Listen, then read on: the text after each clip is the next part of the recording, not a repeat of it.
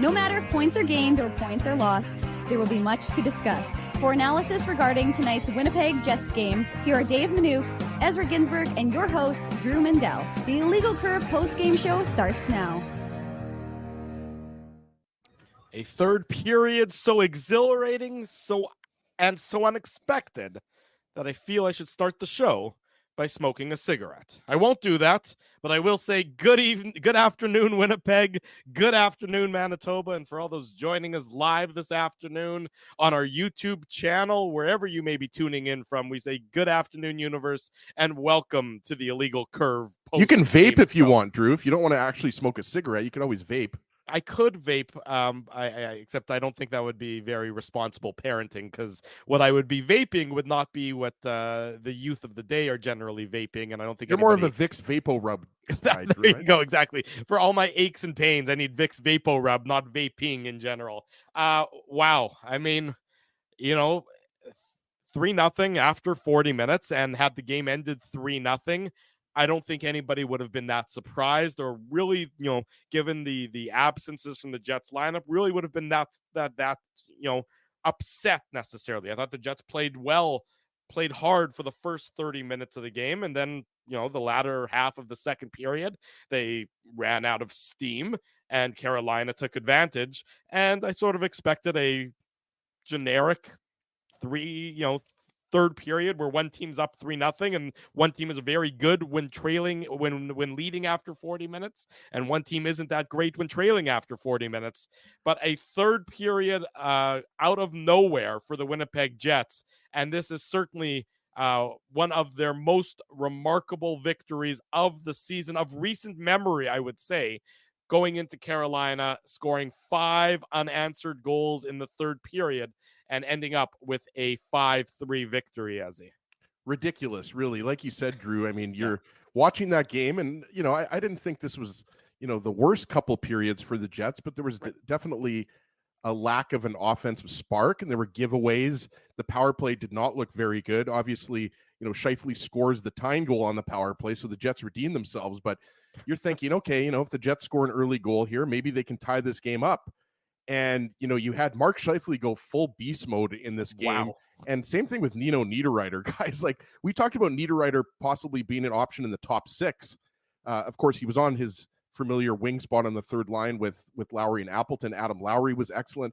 And Josh Morrissey as well, guys. Like, he was out there, when the Hurricanes had the extra attacker late in the game. Morrissey was an absolute beast. Like, Dave has been posting the comments on X, like, he just keeps getting assists, Morrissey, and he's really starting to play at that elite level that he was last year when he had his breakout year, right? So Scheifele was amazing. Kyle Connor, how much jump did he have? He had some giddy up in his step poise in that third period. So the Scheifele, Connor, Ehlers line, obviously, that's going to stick together for tomorrow night's game against the Sabres. But just, an impressive comeback, because with no Velarde, with no Brendan Dillon, and then obviously with Cole Perfetti being a healthy scratch, there was every reason for this Jets team to wilt, Dave, after going down 3 goals after 2. No question about it, Ez. Sorry, as folks are wondering why I'm not wearing a hat. Of course, at Canada Life, where it probably shouldn't be wearing a hat. So I've gone hatless for today's post-game show. I'll be back to it tomorrow night for the post-Sabres game. I'll be wearing a hat. But I'm happy to report 1-1 here between the Moose and the Stars. But as he's right, I mean, it's one of those games where you want to see what kind of pushback this Jets team was going to have. And it's a cliche, and we've used that expression a lot, but they showed fortitude. They showed exactly what they needed to in that third period, because if they would have wilted and died, or if they would have gotten 1 goal and lost 4-1, it's just, given how everything went against Dallas, it wasn't good. And look, the game, it was good first period. It was not the best. They took advantage of mistakes made, which we'll get through at the Betway game recap. But ultimately, I mean, they showed fortitude, and that's the word I'd use. And I will give credit where credit is due to Ezzy, who said to me, literally as the third period was starting, and I can't remember if it was 3-0 or 3-1, and he said, well, let's be real, Jets are winning this game by 5-3. So whatever Ezzy says, put your money on it today, because he is on a hot streak. You know what I was struck by in today's game? I mean, the comeback is incredible. I think back to a year ago, March 14th, 2023. The Jets go into Carolina in the midst of the tailspin. And if you recall, I believe both Mark Scheifele and Kyle Connor were benched in the course of that game. And then neither of those two players spoke to the media after the game. Carolina, handily defeated the Jets almost exactly a year ago in Carolina. And then I'm struck by the response from Scheifele, from Kyle Connor, from Nino Niederreiter. If you remember, the Jets had just acquired Niederreiter. It was right after the trade deadline. The Jets had just acquired Niederreiter, and he was the guy who sort of spoke on behalf of the team after that game. And everyone's like, well, why is Nino Niederreiter standing up? Why isn't Scheifele standing up? Why isn't Kyle Connor standing up? These are the guys who were sat down by Rick Bowness in that game a year ago and had no response. They had no, you could see it was a team that was in disarray, all throughout the organization last year at this time. Then you compare that to this year, almost a year later. What a difference a year makes, given the response from Scheifele, given the response from Connor, given the goal by Niederreiter. Just that struck me as I was watching this third period unfold, how much difference there is in a year, and how the makeup and the intestinal fortitude of this team is different from 1 year ago, almost 1 year ago at this point in time.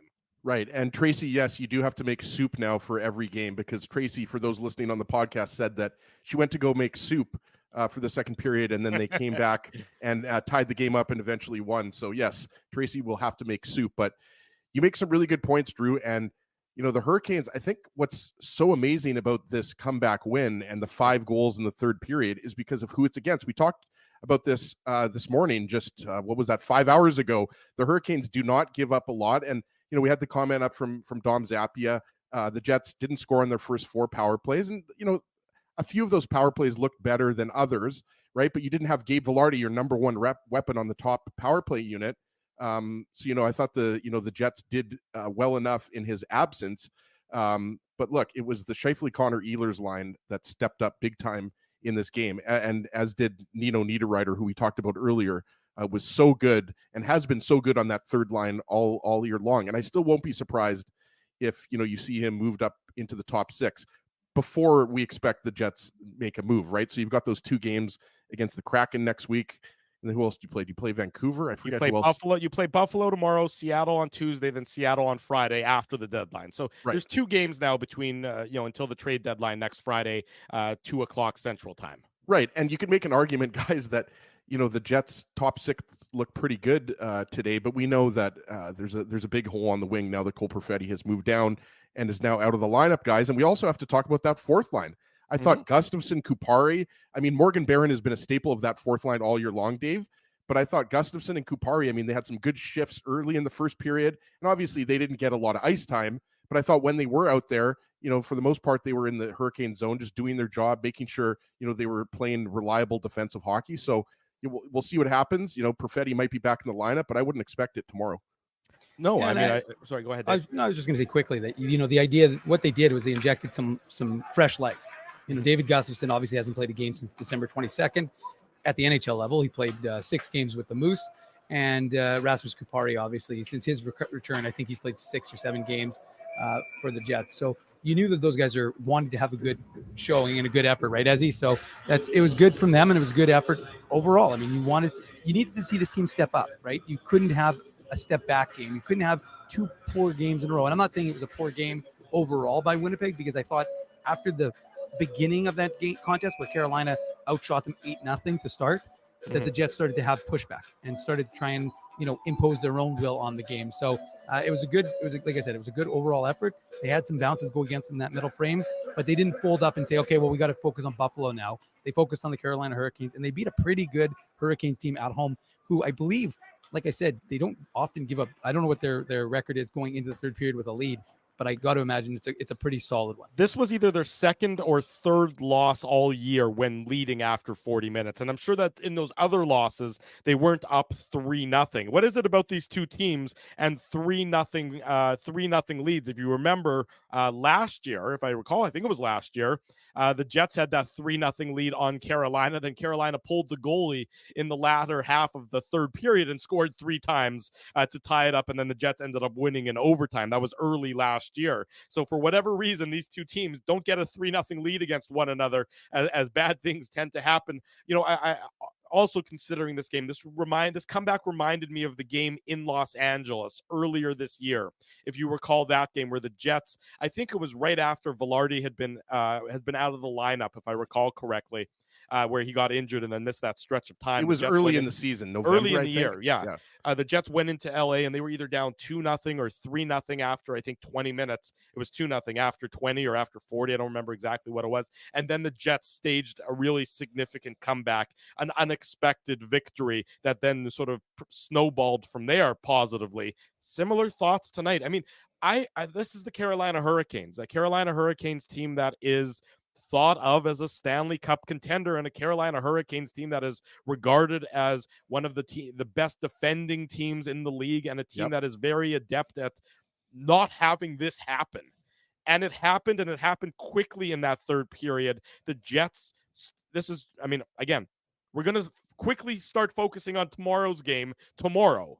But I don't think that we should just brush this victory away that quickly for how significant it is for the Winnipeg Jets and how impressive it was for the Jets. Yeah, exactly. And a lot of that has to do with, Velarde and Dillon being out of the lineup, right? Something that we expected Velarde to be out of the lineup, but Brendan Dillon, it's illness, so we didn't expect that. Right. And we have no idea if those guys are going to play tomorrow. I think it's safe to say there's a good chance they won't.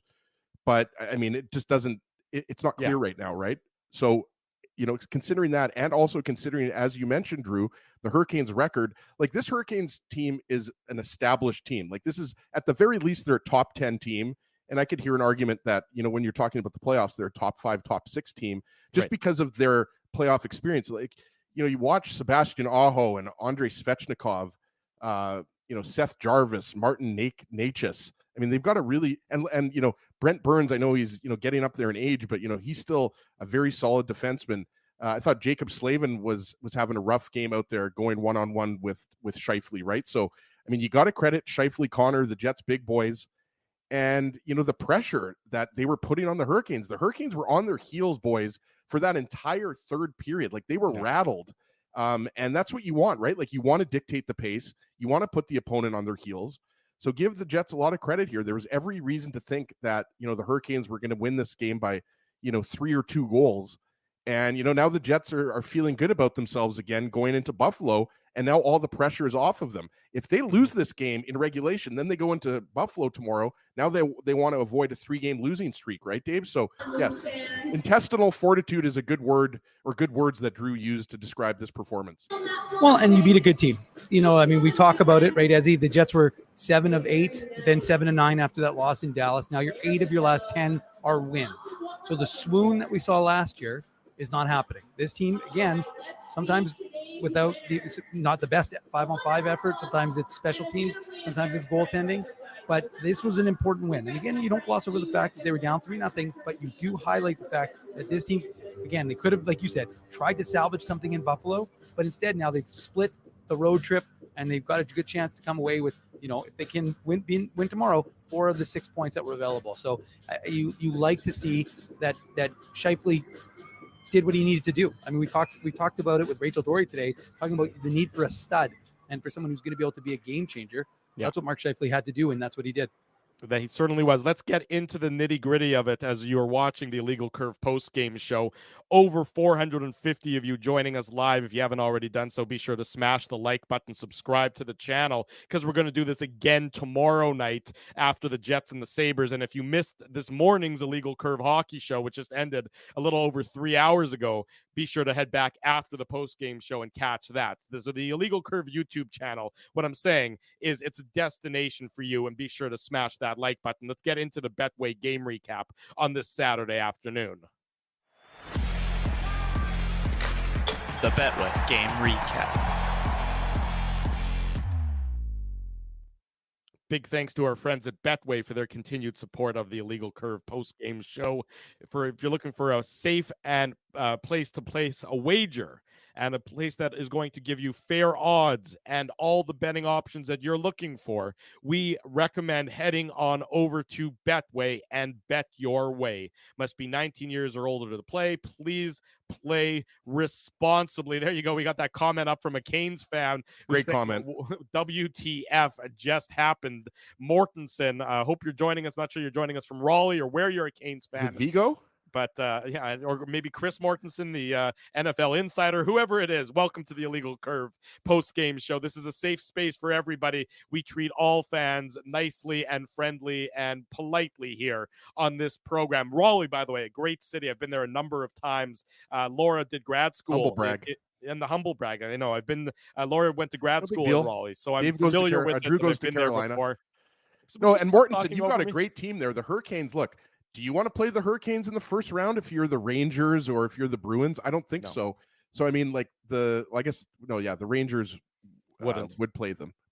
They're in the Pacific. Or no, Carolina's in the Metro, aren't they? Pacific. Metro? First of all, the Pacific is on the West Coast, so I think you need to go look at a map. Atlantic. No, Carolina's in the Metro. Carolina's in the Metro, yes. Yeah, you are so right they could play the Rangers in the first round. They could, based on the standings. But we don't need to worry about that. Let's get into the game recap. No goals in the first period, but as Dave mentioned, Carolina early in control of the game. They jumped out to a commanding lead in shots and had, again, this is a Carolina Hurricanes team. Reminder is high volume in terms of their shots. Not necessarily high scoring chances, but they like to shoot, and they like to shoot from everywhere, and then, let the cookie crumble as it may. So Carolina out to an early, I think it was it 6-0 lead in shots on goal? 8-0 is what Dave's indicating to me there. And then the Jets sort of found their legs, and I thought they picked up their play in the latter half of that first period. They had some opportunities. Penalties galore, 3 penalties in that first period. Neil Pionk getting called for a phantom roughing penalty that didn't make any sense at all to me. Then Nate Schmidt getting called for a phantom tripping penalty when he didn't actually. The Schmidt one was worse. I mean, you could see on the replay there was Schmidt. There was no trip there. Doesn't touch him. Bad call. It was a bad call. It was just a missed call by the official in that instance. And the Jets also had a power play opportunity with Jordan Martinook in the box for tripping. And Carolina's penalty kill, was going to be something I talk about in more detail when it was a 3-0 game and the Jets weren't able to get anything going on special teams. I love that aggressive penalty kill employed by Carolina. I think it's just so much. It makes your opponent have to react so quickly and have to be so sharp. They don't have an opportunity. They don't have a pause to fumble with the puck or anything, because the Hurricanes are right on you to take advantage of any mistakes. So that's really what jumped out at me about that first period is that the Jets started slow, then they got better, and the Hurricanes penalty kill, as they certainly were impactful early in the game. Absolutely. I mean, we talked about it. The refs were calling everything in the first couple periods, or the first, 2.5 periods. They put the whistles away in the latter half of the third period when the game was tied, as you would expect, right? But, a chance that stands out to me, Hellebuck made a good save. Seth Jarvis set up Michael Bunting, former Leaf, and Hellebuck made a good save. The high danger chances, there weren't that many at even strength. And so, I mean, the penalty kill came through for the Jets, and we've talked about that, guys. Yeah. Like the 5-on-5 play has dipped over the last 3 or 4 weeks, the last 10 to 15 games, but certainly the penalty kill, they allowed the 1 goal, but the penalty kill that stood out to me, getting ahead of myself here, when Nemesnikov took that penalty, it was a hook, I believe, in the third period. Right. That was the big kill for me for the Jets. But obviously, early on in this game. Still a tied game at that point in time. Exactly. So that one was your quote unquote TSN turning point, even though we're no longer on TSN radio. But the first period was fairly even. I mean, I would give a little bit of an edge to the Hurricanes, but overall, considering no Velarde, no Dillon, and Perfetti out of the lineup and a couple new guys in the lineup, I thought the Jets were okay in the first period. It was kind of a low event, ho-hum first. I agreed wholeheartedly with that. It was sort of low event. That's a good way of going about it, Dave. I mean, I thought the Jets were pretty decent for the first 30 minutes of the game. even early into the second period where the penalties continued. Brady Shea takes a slashing penalty at the 7-11 mark. And then, another game where I thought the first goal was going to be key. And then the Hurricanes do get that first goal, Dave.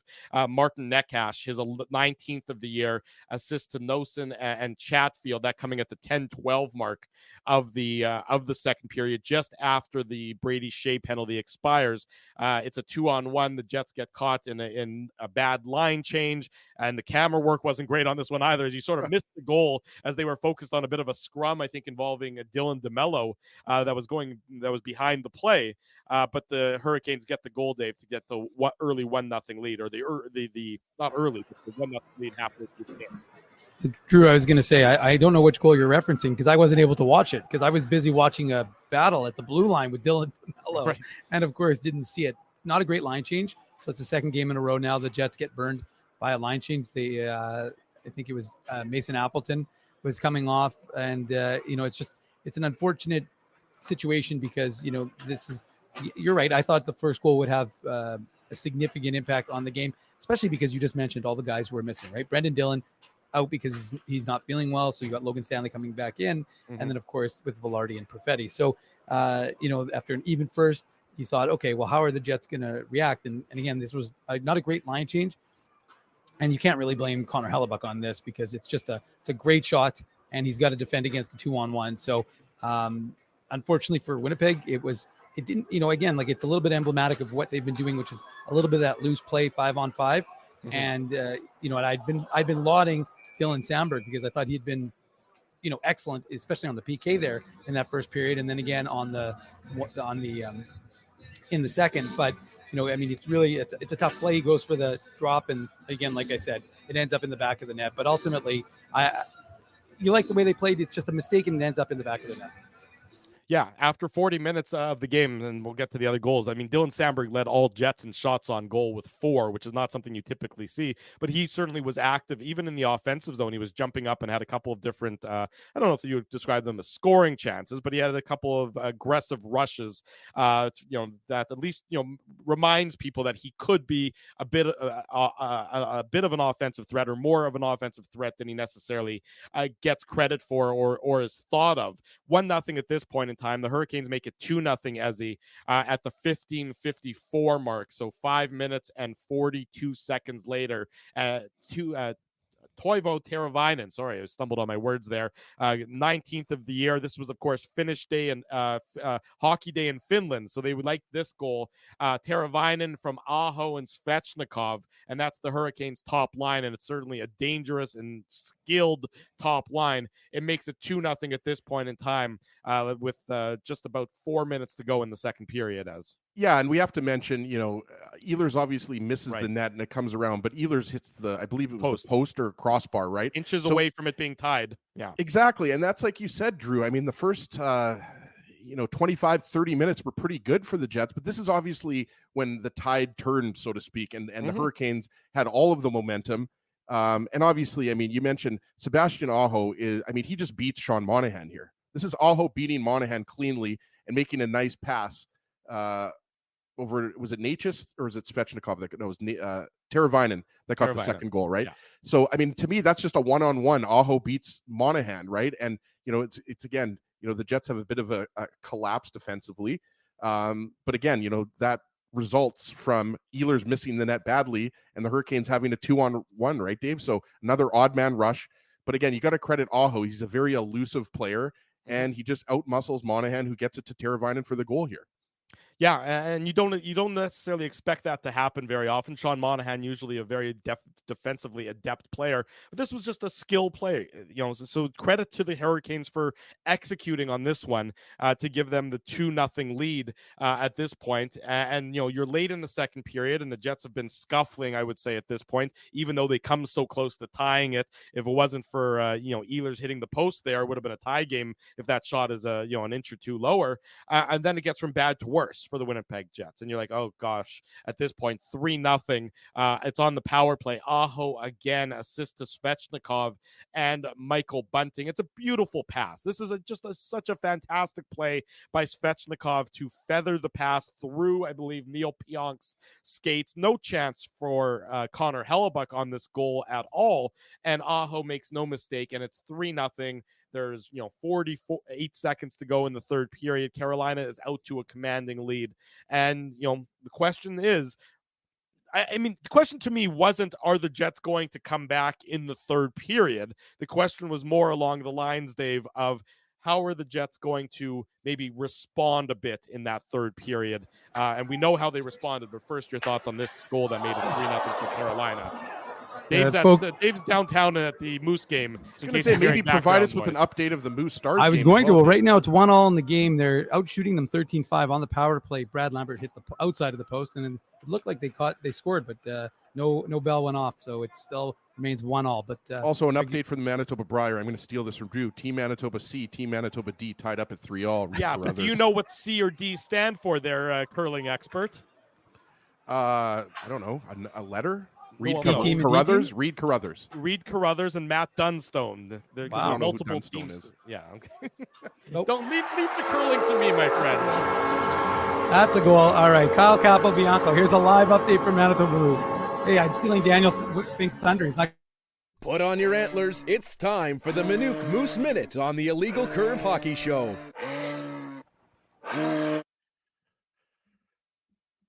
We should just bring Daniel's feed in right now, but Kyle Capobianco wires it home on the power play.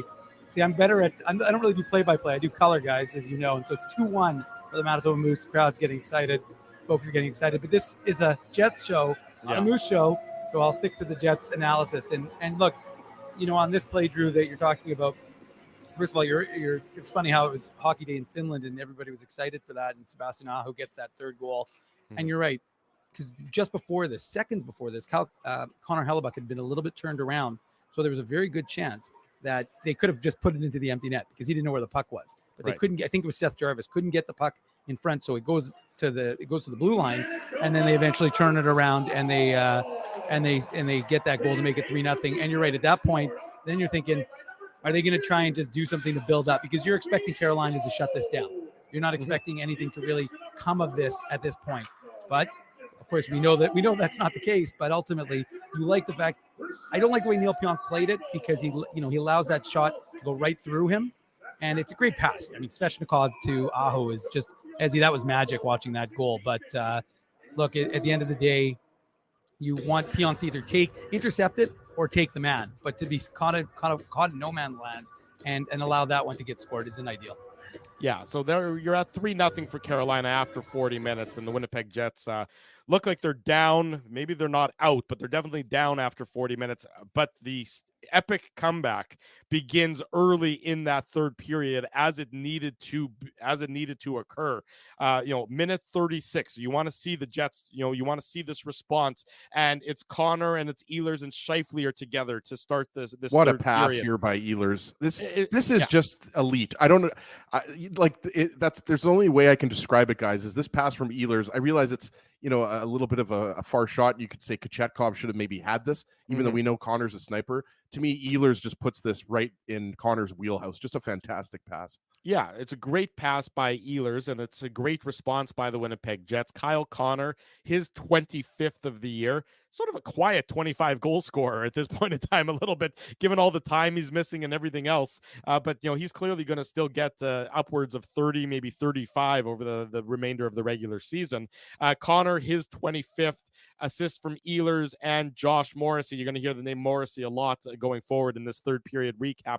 It's not a great goal. I think you want Kochetkov to make this save, but it's a nice play by Ehlers to put Connor in a good shooting position. He's not, between the dots or anything. He's higher than that. He's towards the top of the circles, but he, wires it and he fires it past Kochetkov, and the Jets have a sniff of life at this point in time, down 3-1 early in that third period. We mentioned Seth Jarvis from Winnipeg earlier, product of the Rink Hockey Academy, but this is not a great effort by Seth Jarvis. He's just not. I mean, he's kind of turned around. He's looking the wrong way. Ehlers just puts the puck like basically, through his skates to Kyle Connor. So, I mean, it wasn't a very good, effort by Jarvis there. But yeah, I think Kochetkov, that shot's from 40 feet, 50 feet away. Yeah. But, look, it was a quick one-timer. And, Ehlers, again, he put that, like, you always want to, in a situation like that, you want to put that puck in a position where the player can step into it, right? And that's exactly what he does here. So, good on Connor for realizing Kochetkov maybe wasn't set like he would like to be, but you're absolutely right, Drew. You want to score in the first couple minutes. That's exactly what you want to do to give yourself a chance to tie it up. And not only did the Jets do it, they scored 4 more goals. Yeah, not only did they do it, they did exactly right. They scored 4 more goals, and the next goal comes a minute and 26 seconds later, and you're like, okay, game on now in Raleigh, North Carolina. Nino Niederreiter getting his 15th of the year, assist to Nate Schmidt and Adam Lowry, and this is just a great play by Nate Schmidt. I mean, a guy who has certainly had his ups and downs this season. I think it's safe to say he just makes a very nice pass over to Nino Niederreiter here. He starts the play, chipping and chasing and everything else that you want to see him do, and it makes it 3-2 at this point in time. Just a feathery backhand play, but loose defensive coverage at the same time by the Hurricanes to allow Niederreiter to sort of walk in unmolested at all, to put himself in the position to get that goal to make it 3-2. Yeah, but the most important thing is that you see Nate Schmidt activate, and you know that the Jets are down 3-1. And as he's right, I mean, if you don't get that early goal, then it's going to be a hard game to come back in. Again, not impossible, but apparently the 3-0 lead in this series between these two teams is the hardest lead to protect, as Drew illustrated previously. But look, at the end of the day, this is it's an important play from the Jets, but you like to see that Schmidt activated, because Rick Bowness talks about the need for the defense to really be a big part of this win, for of this team story and producing for this team. And Schmidt recognizes there's an opportunity. So you can say it's weak defense, but it's also good activation, I think, by Schmidt, who gets up there in the play, makes a beautiful pass, sees Nino coming in, and then Nino Niederreiter gets Kochetkov going the other way and puts it into the back of the net. Obviously, as a former Carolina Hurricane, not you or Ezzy, of course, but, as Nino Niederreiter, a former Carolina Hurricane, he was excited to get on the board. And again, early, right? 2 goals in 3 minutes and 2 seconds. So now it's a 3-2 game, and the Jets are building momentum. I want to say one thing here. Sorry, Drew. Nate Schmidt was recently a healthy scratch, right, for Logan Stanley. So I agree 100% here with Dave. Like, the whole point is you identify when the good part of the game is, and if there's enough open ice to make this play. And if I'm not mistaken, it was Stefan Noesen, because that's the Hurricanes' 4th line: Kotkaniemi, Noesen, and Jesper Fast, which, again, it's a pretty good 4th line. Yeah. That's why the Hurricanes are a top 5 team in the East, right? But Nate Schmidt, I think, does a great job there, Dave, of drawing Noesen to him, slowing it down, then identifying, I think it was Kotkaniemi who was out there because it was the 4th line, as I just mentioned, and Nino Niederreiter just beats Kotkaniemi to the middle of the ice. So Schmidt draws Noesen, the play's kind of slowing down, and then big Nino Niederreiter comes down the middle and makes a nice move on Kochetkov. So again, just great vision and just a great decision by Schmidt there, and just great, Nino Niederreiter going right up the middle like he always does. And then now all of a sudden the Hurricanes are really on their heels because it's a 1-goal game and there's lots of time left in the 3rd period. There's 17 minutes to go in the game. I mean, that's how quick. That's what you got to get. You got to strike quick, with that first one, and then then the doubt seeps in. You're playing with house money once you get that early goal from the Jets. It's like you in Vegas, Drew, when you're at the Wynn. Yeah, right, exactly. No, that's playing with no money is what that is. That's playing with money that I shouldn't be gambling with. But that's the golden nugget. That's more your style. Entirely, that's right. I need to be on Fremont, where the tables are usually a little less expensive. Jets tie it up. I mean, again, 2 minutes and 38 seconds later. Talk about a flurry, a 3rd period flurry. For the Winnipeg Jets. And what can you say about Mark Scheifele on this play? He just wins the battle. Video game mode there. Well, you know what? Right. Almost glitch mode, where the Hurricanes just weren't able to man up enough against him. He wouldn't be denied. And, Mark Scheifele has been a different player this year than in previous years. And he's been more, forceful out there. But boy, is this going to go on the highlight reel at the end of this season for the Winnipeg Jets. Scheifele, his 18th of the year, assist to Josh Morrissey. It comes on the power play. The Jets just won puck battles on this one. It's a power play goal, which is important to note because the power play had been struggling in today's game up to this point. But the Jets just won puck battle after puck battle because the Hurricanes had opportunities where you thought they were going to relieve the pressure, but they couldn't. And then Scheifele gets in all alone. And of course, Scheifele, with those beautiful soft hands that we've seen for so many years now, tucks it behind Kochetkov. And all of a sudden, it's a 3-all game, Dave Minuk. And what is going on? This has escalated quickly. That's a good point, Drew. And you got to credit Josh Morrissey because he's the one who really created that opportunity for Mark Scheifele. You give Mark Scheifele a lot of credit for what he was able to do and get Kochetkov going the other way and then putting it behind him, scoring, I think, his 19th goal of the season. But Josh Morrissey is all will. And I don't know how many folks caught it, but it looked like when 44 was coming off the ice in the second period, there was a little bit of grimacing from him. Like he looked like he was in a bit of pain. I don't know if there was a limp. So, because the teams are keying in on Josh Morrissey and trying to impose a lot of, physicality on the best Jets defender. So I don't know if that was something that was, maybe he was just walking funny, but whatever it was, you were wondering how is he going to react in the final frame. Well, he was fantastic, and that's will, because it looked like it was going to be another stagnant power play for Winnipeg, and a lot. And you got to give Nikolai Ehlers credit because when he was on the power play, every single time, like Kyle Connor, I thought he struggled on the power play. And every time he tried to get in an entry, he just kept getting stymied. Nikolai Ehlers, no such hindrance. Every time he had the puck, he gained the zone. But again, let's get back to this goal. And like I said, I give Mark Scheifele a lot of credit for being in the right place. But Josh Morrissey set that up with his effort. I'm with you there, Dave. All Morrissey, because there's a board battle. Morrissey gets in there, stick checks, comes out, pokes the puck ahead, and then he ends up. It's a one-handed poke to Scheifele. That's what stood out to me, right? Like he was determined. He saw Scheifele, like you said, he was in front of Kochetkov, perfect positioning, but he makes sure like Morrissey was not going to be denied there. So again, Scheifele, Connor, Morrissey, Niederreiter, like the veterans of this team stepped up big time. Ehlers, I want to give Ehlers a lot of credit here because he was obviously up there with Scheifele and Connor on that top line. Ehlers was really good. We mentioned, Lowry, Appleton. I thought for a guy who's been criticized a lot of Jets fans, think Appleton should either be on the fourth line or the 13th forward. I thought Appleton was really good, right? Who was out there killing penalties in the third period? Appleton and Lowry. Who was out there late when the Jets were protecting a 4-3 lead? Appleton was out there. So I'm not saying Mason Appleton is Yuri Lettinen or Guy Carbonneau. He's not the best defensive forward of all time, but I thought he was really solid tonight for the Jets. And the Jets needed that in the third period because, we talked about it. The Jets right now control their own destiny. They've got games in hand. I think they have 3 now on Dallas. Colorado guys plays Nashville. So, the Jets lose this in regulation. Colorado can leapfrog the Jets. So the Jets are in a dogfight for first in the Central. And a game like this is going to go a long way because we expect, this to go right down to, game 82. I don't think anybody's expecting, either Dallas, the Jets, or Colorado to pull away here in early March. I mean, this is going to go right down to the wire for first in the Central.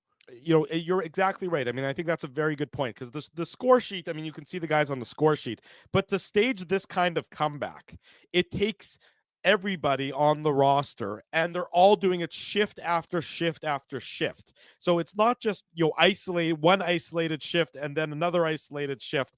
It took the constant flow from all 12 forwards and all 6 defensemen to lead the Winnipeg Jets back into this game. I mean, I really can't state it enough how impressive of a comeback this is for the Winnipeg Jets, given the adversity, given the guys out of the lineup, given everything about it. They could have very easily, I don't think anybody would have been very surprised if this was a similar 4-1 defeat to what you saw Thursday night against Dallas, but the Jets managed to just they refused to give up on it, which was to me so impressive for a team that a year ago at this time in Carolina had such a listless effort.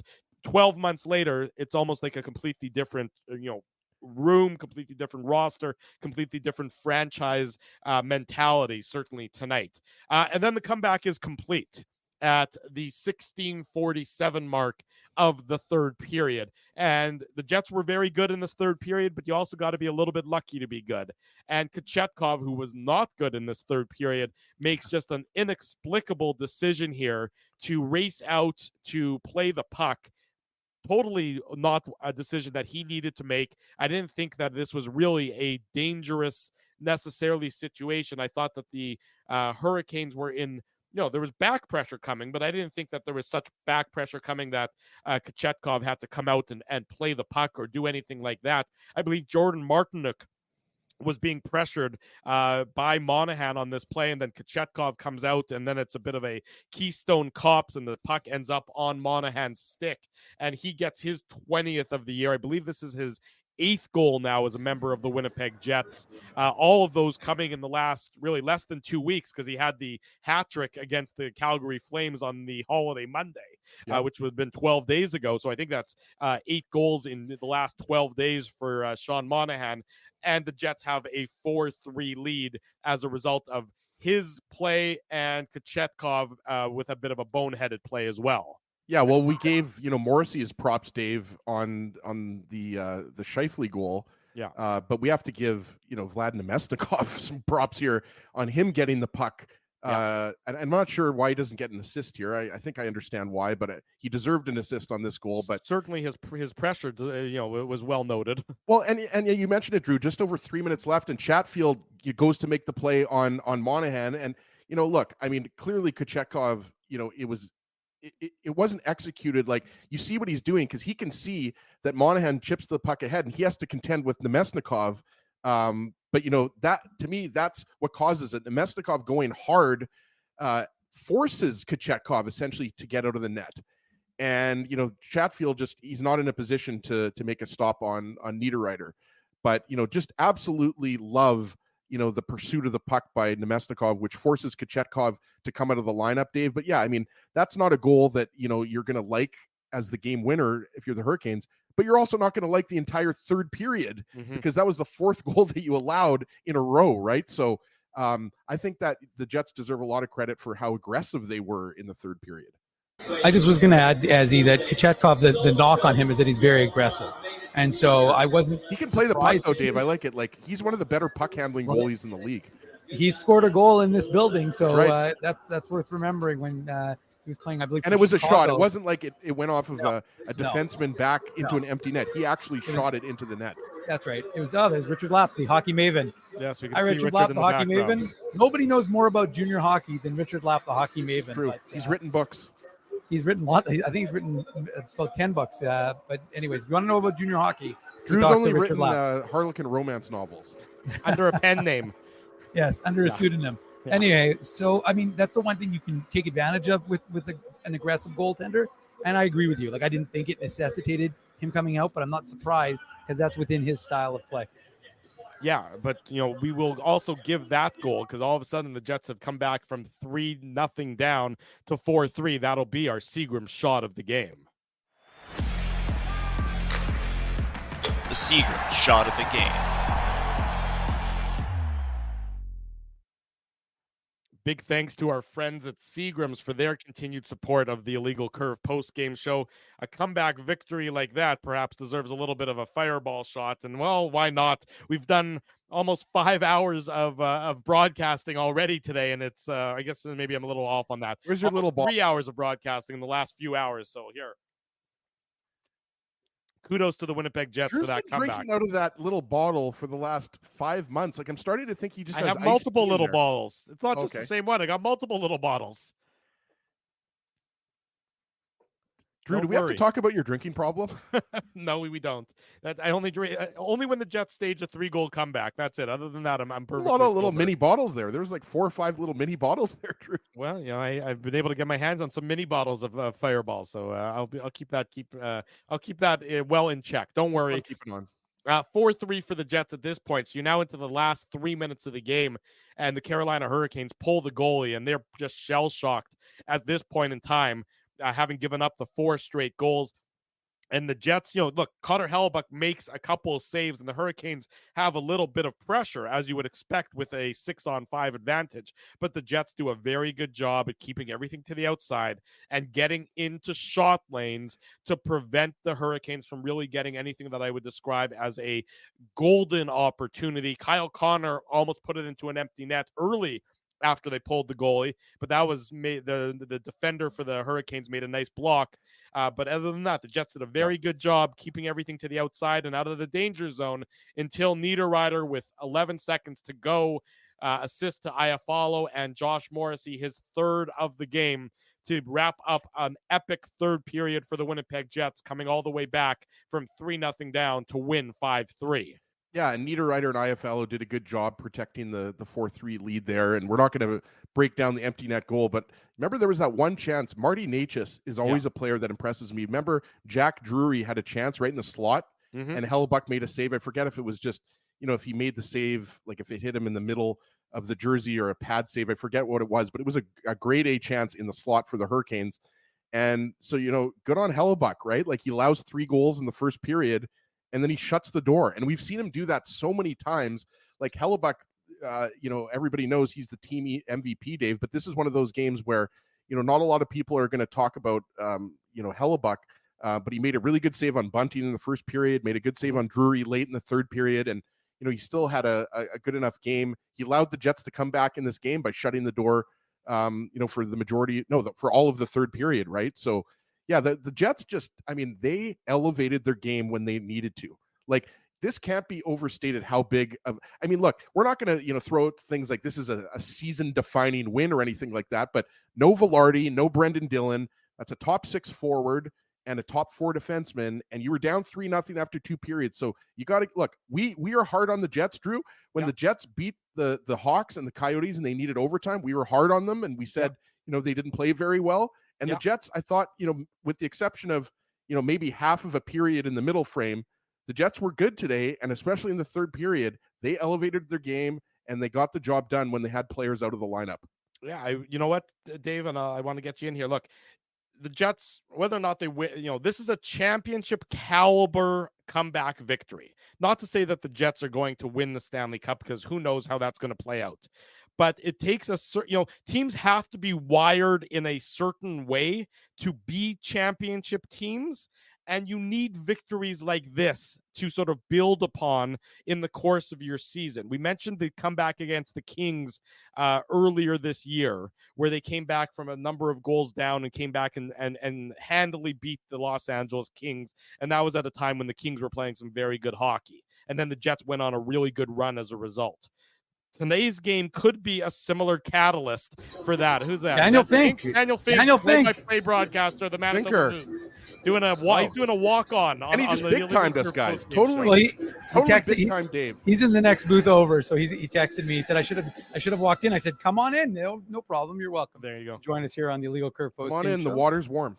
Yeah. We can talk about the Moose are up 2-1. It's esports day. I was going to make a mention, actually, because I think one of you guys said it was like a video game. I said, well, actually, it's esports day here at Canada Life. So they're playing video games up on the scoreboard, and lots happening here with the Moose up 2-1. Well, a tremendous comeback victory for the Winnipeg Jets. They win 5-3 this afternoon in Raleigh, North Carolina. They head to Buffalo. Sorry, go ahead, Dave. No, I just wanted to get a point in, because I think you were saying it, or as said it.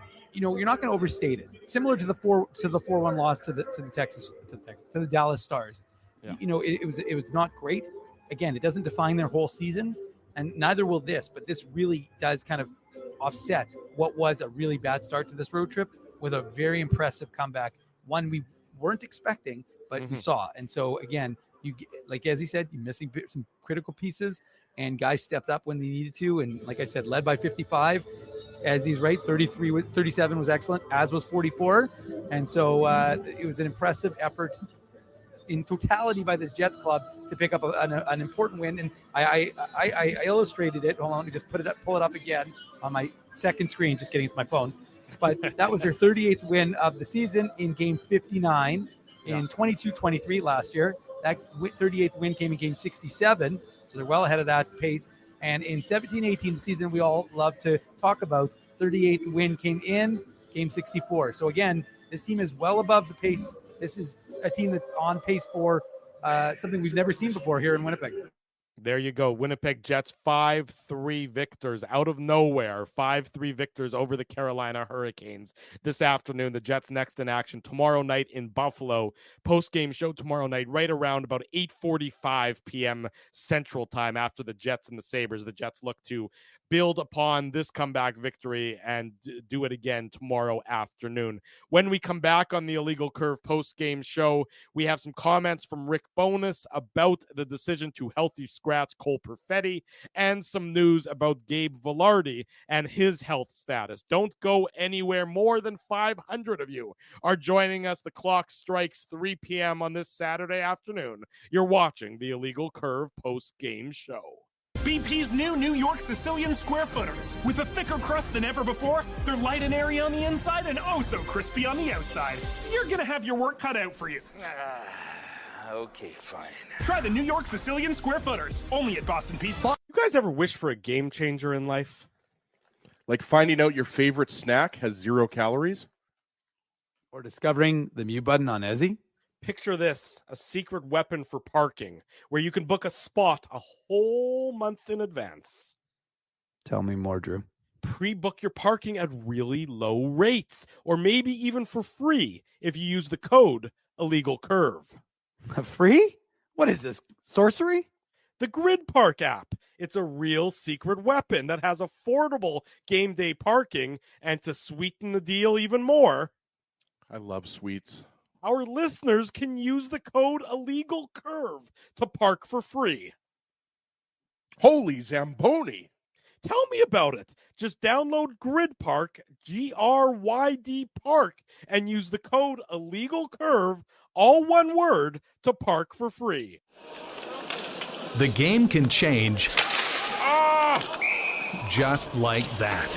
Accidents happen when you aren't protected. So now what? Getting to your injury quickly can make all the difference. Help prevent them from being game changers with Linden Market Dental Center. Bonding, crowns, bridges, and dental implants. State-of-the-art treatments are available to help you get back in the game. To learn more, visit LindenMarketDentalCenter.com. Creating smiles for life. Your coworkers love you because you always make them laugh. You're the life of the party with stories that have them rolling on the floor. Or maybe you're just the quiet one in the corner with the one-liners that just slay. Do you have what it takes to become Winnipeg's funniest person with a day job? Try your luck. Hit the stage at Rumors Comedy Club, and you could be walking away with $1,000 cash. Winnipeg's funniest person with a day job. Presented by Rumors. For all the details, head to rumorscomedyclub.com. Whoa, Ezzy, everything okay? You look stressed. Of course I'm stressed. We're moving, the house is upside down, the kids failed miserably at packing the fine china, and my life is in chaos. Chaos! Yes, that does sound like a problem. What am I going to do? Ezzy, relax. Rolly's Transfer Moving and Storage is the answer. With 60 years of experience in moving Manitobans and a track record of exemplary customer service, one call to Rolly's and your stress is gone. No job is too big or too small. Just visit Rollies.com and they will take it from there. Thanks, Dave, and thank you, Rollies Transfer Moving and Storage, online at Rollies.com. For 3 generations and over 80 years, Tough Duck has been making apparel that works and plays as hard as the people who wear it. From jackets to work boots and everything in between, Tough Duck's clothing can handle the harshest environments, even the Illegal Curve hockey show. Work to live, live to play. Visit toughduck.com.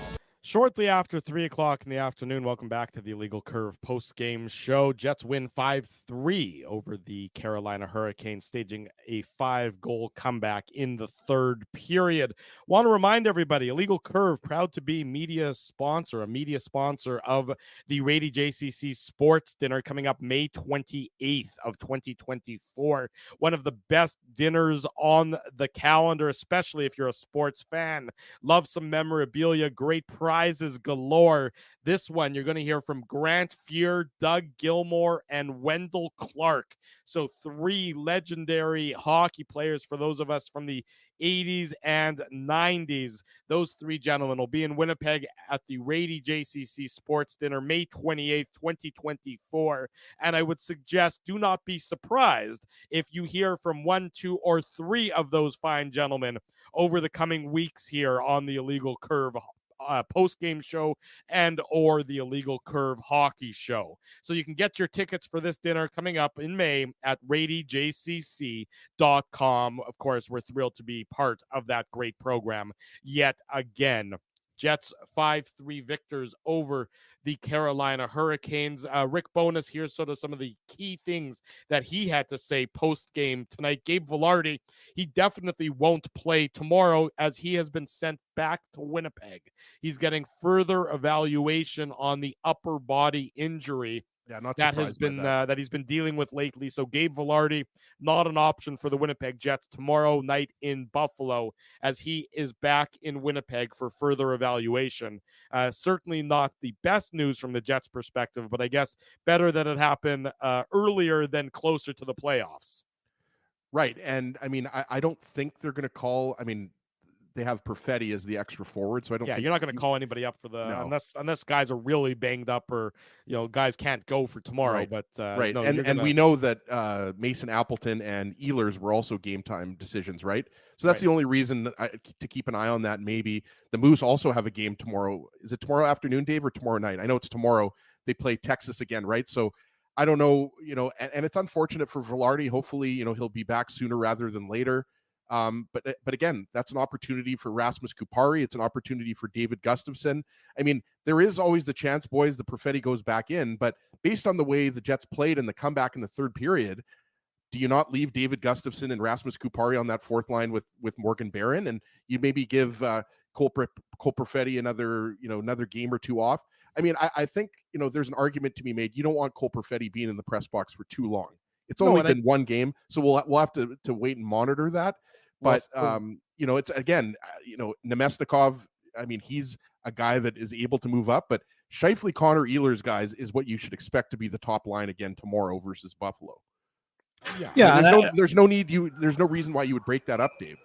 No, I mean, again, those are the horses that you rode it to victory, right, Ezzy? So why else would you do anything other than continue that? And we've been talking about Nikolai Ehlers' necessity of moving him up, and even though he and Sean Monahan have discovered a little bit of chemistry, and I talked about it, and Sean Monahan talked about it, about learning to play with a guy like Johnny Gaudreau, and Nikolai Ehlers reminding him of that.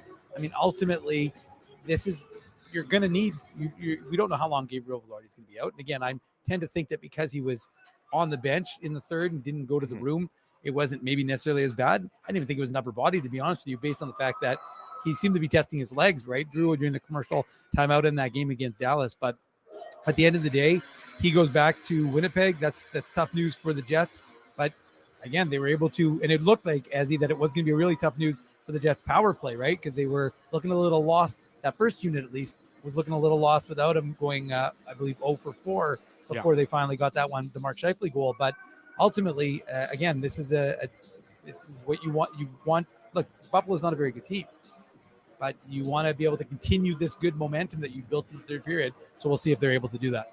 Yeah, agreed wholeheartedly. Here's what Rick Bowness had to say about the decision to healthy scratch Cole Perfetti. I put the quote up on the screen. That's a tough call, but we know it's been a struggle for him lately, him being Perfetti. Sometimes you just have to reset. You just go back and take a look at things from a different perspective. We're going to get him back in there, but it's been a struggle for him, and we're going to keep encouraging him and keep pushing him. He's a good kid with a great future. Listen, he's not the first young player that sat out a game for sure. Not in this league. This is a tough league, and it's a tough part of the season. So it's all part of the learning process. That's Jets head coach Rick Bowness talking about Cole Perfetti and the decision to healthy scratch him. And I think, look, Bowness is right. Perfetti, if you're struggling and you can get there's something that can be beneficial from taking a step back and maybe observing for a game. Now, I wouldn't, to Ezzy's point, I wouldn't expect him to be out of the lineup for weeks on end. I would expect that they're going to use this weekend, they're going to use today, and they're going to use tomorrow, unless injuries force them to play him tomorrow, to just let him sort of breathe a little bit, remove the pressure. But it would not surprise me at all if he's back in the lineup on Tuesday in Seattle or Friday in Seattle as well, Ezzy. Yeah, and those are two critical games against a Kraken team that's still in the playoff race, but I believe they're not in. They're 5 points back, right, Drew? Yeah, they're 7 points back now, so they would be at the absolute fringe of the playoff race. No games in hand? I mean, they have, a couple games in hand on Nashville. They don't have any games in hand in Los Angeles, but they're still it's going to be an uphill climb for them regardless. Yeah, it's an uphill climb, but they're still in it, right? So those you're going to be facing a desperate Kraken team. The Jets can beat the Kraken. That's not what I'm saying. I'm just saying that those are going to be interesting games because of where the Kraken are in the playoff race, right?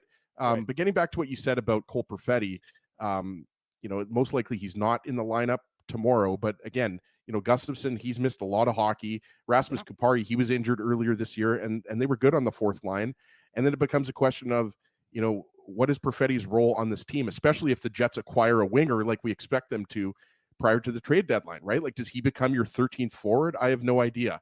But it certainly looks like, he could be a guy that's squeezed out if the Jets bring in some reinforcements in the top six, right? So, look, it was looking like it wasn't the only issue that I have with it is that Gabe Vilardi, you knew he wasn't going to be playing today, Dave. So you're deciding to healthy scratch him in a game in which you already have an injury on your top line, right? That's and until the Jets flip-flopped Ehlers with Nemestikov on that top line, the first line was not exactly lighting it up in the first two periods, right? So that's the only thing an issue that I had. I mean, but then you could easily make the argument, well, look what the Jets did in the third period. They stormed back for 5 goals. So Bonus is a genius, right? But look, Perfetti has not played very well. So none of us are surprised that he was a healthy scratch. All I'm saying is that I was a little bit surprised in a game in which Vilardi was injured and out of the lineup. I thought maybe Bones would keep Perfetti in this game and, decide to use the healthy scratch. But a lot of people thought this was overdue and Bones could have healthy scratched Perfetti a couple of weeks ago, Dave. Yeah, I mean, I think what it comes down to is, like, has he played fine? Yeah, but he's not producing. Right. And that's ultimately, when you're in the top 6, you have to produce. You can't be in the top 6 and not doing anything. Again, I would say he was still a positive force, but ultimately, like, he had one assist in his last 14 games. And he's not the only one who's guilty of not performing. There were a number of guys who have been, again, like we talk about that 5-on-5, who have not been up to snuff. But ultimately, like, even when Kyle Connor is not having great games, you're still getting production from him. And so, that's, I think, what they wanted to do by giving him a reset. And look, let's be realistic, guys. Cole Perfetti's still producing. He's still a good young hockey player. We talked about this today. Like, you're not dumping Cole Perfetti, and he's not incapable of playing. I mean, this is a guy who's very talented. He's a very cerebral player. And look, if he has to sit up there and watch for a stretch, then that's what's going to happen. If the Jets get better without having him in the lineup, then he'll be potentially an added, because does he bring what Rasmus Kupari and David Gustafsson bring to a fourth line? No, he doesn't. Do you really need him on that fourth line? No, you don't. Now, again, like I said, Nemestikov also brings a lot to that when you had them there. But ultimately, the Jets don't have, I know we talk about this, but the Jets really still don't have that 3 lines of scoring and 1 line of hard checking. Right. They don't. They have the top 6. We still talk about it all the time. They have a top 6. They have the Lowry line, and then they have a fourth line. So unless you're going to change your mentality as a coach and have 3 lines that are scoring, and of which Perfetti would be one, right now it makes more sense to have that Gustafsson line composed the way they have it. But again, like I said, like, obviously we've said that before, it should really be a top 9 that you're looking at, not a top 6. But that's just not the way the coach uses his lineup. Well, we'll find out if that changes, of course, as the trade deadline approaches this coming Friday afternoon, 2:00 Central Time. The NHL trade deadline, a lot of smoke around the Winnipeg Jets, like there is around a lot of the contending teams as to what they're going to do ahead of the deadline. What we're going to do ahead of the end of this program is what we do on each and every edition of the Illegal Curve post-game show. It's the Tough Duck hardest hitting comment. The Tough Duck Partisan Comment.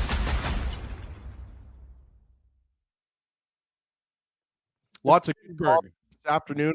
By the way, shout out to everybody who watched the morning show, the 9 o'clock in the morning show, and then stuck with us. This game. We've got over 480 watching now. We had over 530 watching earlier. So awesome. Thank you for joining us. This has been a very busy Saturday morning / afternoon, especially for Dave M, who's doing double duty watching the Moose.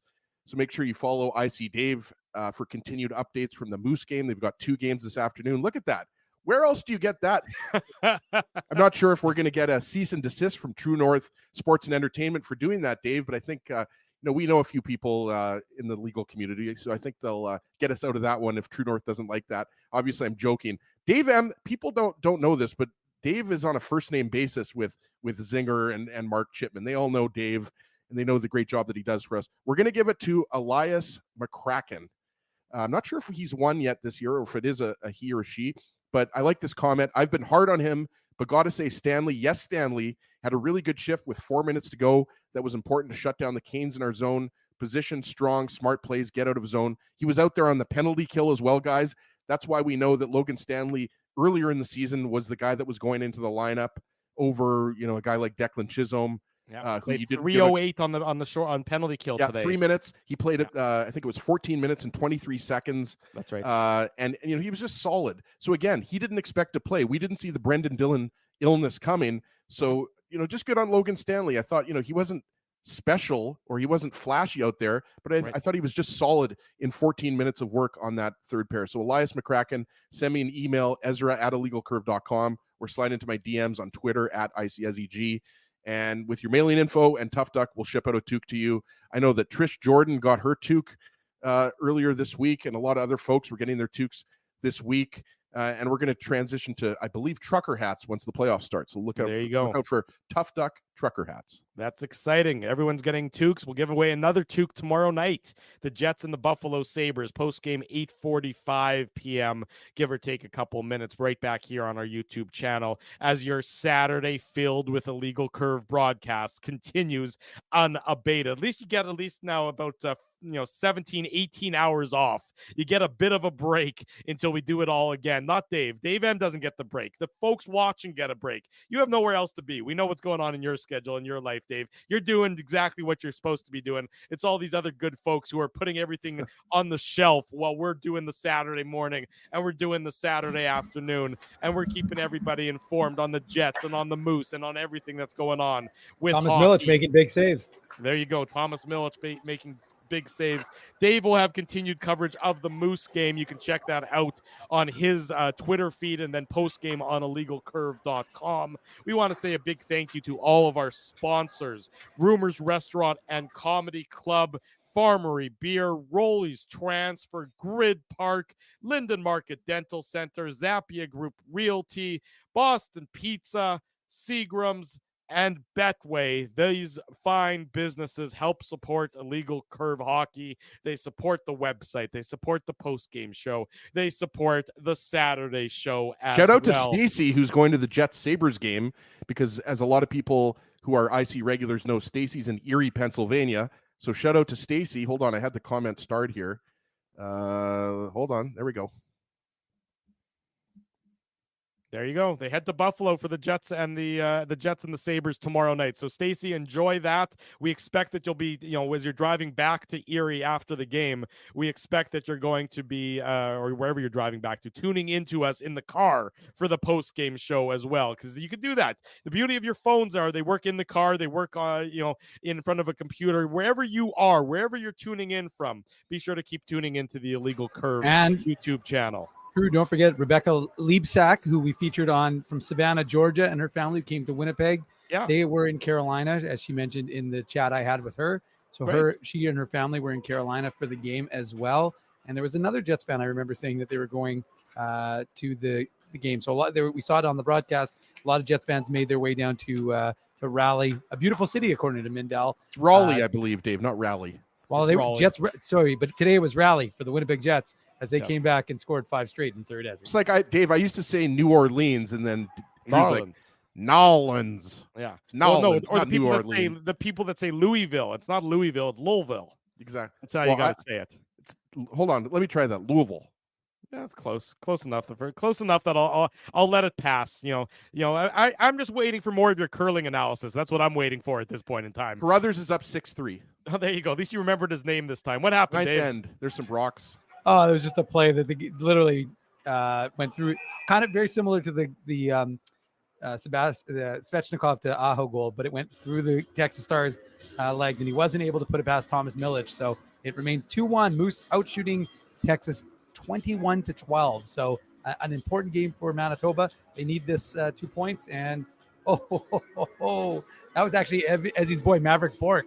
And let me tell you, the way he's played, he has not missed many, but that one handcuffed him, and he wasn't able to get the puck. It went between his legs. So it remains 2-1 for. Can you ask Maverick Bork why he doesn't have an E in his name? Like, why isn't it Maverick Bork? You should ask his parents Bork. that. Yeah. Maverick's not going to know. Ask He didn't Ray. name himself. Ask his Ray, parents.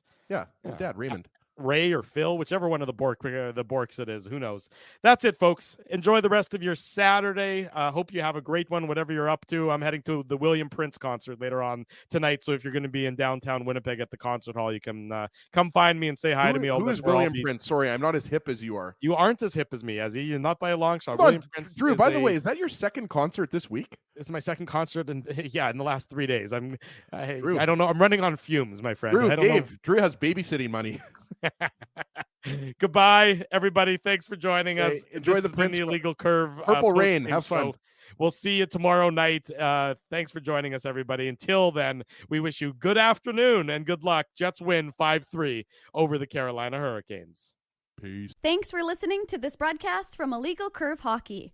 For more great Illegal Curve content, subscribe to the Illegal Curve YouTube channel, follow @Illegal Curve on Twitter, Facebook, and Instagram, and visit your online home for hockey in Winnipeg, illegalcurve.com.